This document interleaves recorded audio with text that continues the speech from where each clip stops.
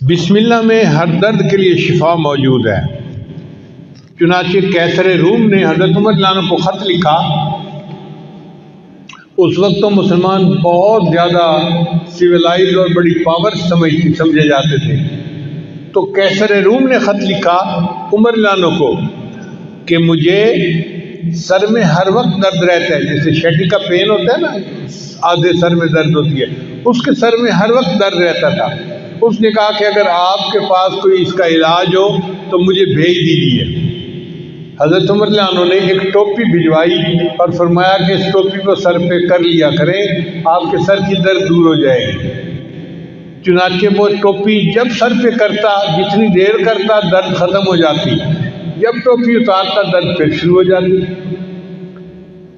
اب ایک دن اس نے سوچا کہ اس ٹوپی میں کیا مقناطیسیت ہے، چنانچہ اس نے ٹوپی کو اتار کے دیکھا تو اس کے اندر کی طرف حضرت عمر رضی اللہ عنہ نے بسم اللہ الرحمن الرحیم لکھا ہوا تھا۔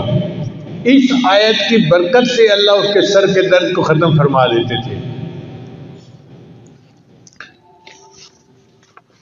چنانچہ صحابہ کرام بیمار بندے کو بسم اللہ پڑھ کے دم کیا کرتے تھے۔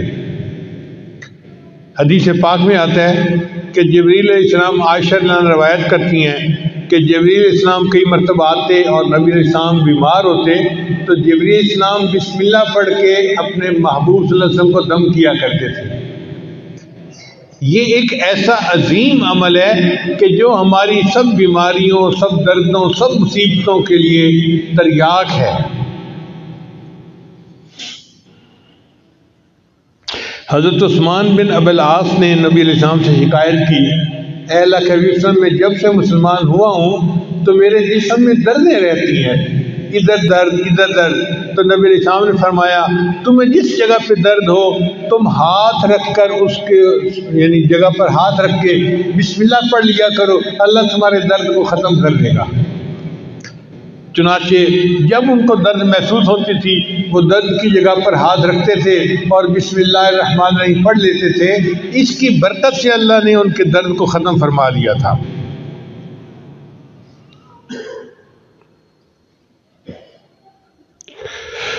عبداللہ ابن عباس انہوں نے نبی علیہ السلام سے پوچھا، اے اللہ کے حبیب صلی اللہ علیہ وسلم، ہمیں بخار کا دم اور بیماری کا دم بتا دیا کریں، ہمیں کوئی بخار کا دم بتا دیں، بیماری کا دم بتا دیں۔ تو نبی علیہ السلام نے فرمایا کہ جب کوئی بندہ بیمار ہو تو تم اس پر پڑھا کرو بسم اللہ الکبیر اعوذ باللہ العظیم من کل عرق نار ومن شر حر النار اخرجہ الترمذی۔ یہ ترمذی شریف کی روایت ہے۔ تو نبی علیہ السلام نے ان کو بخار کا یہ دم سکھایا۔ اس کا مطلب یہ کہ بسم اللہ کی برکت سے اللہ تعالیٰ واقعی بندے کی بیماری کو ختم فرما دیتے ہیں۔ اس لیے ہر تکلیف کے وقت بسم اللہ پڑھنی چاہیے۔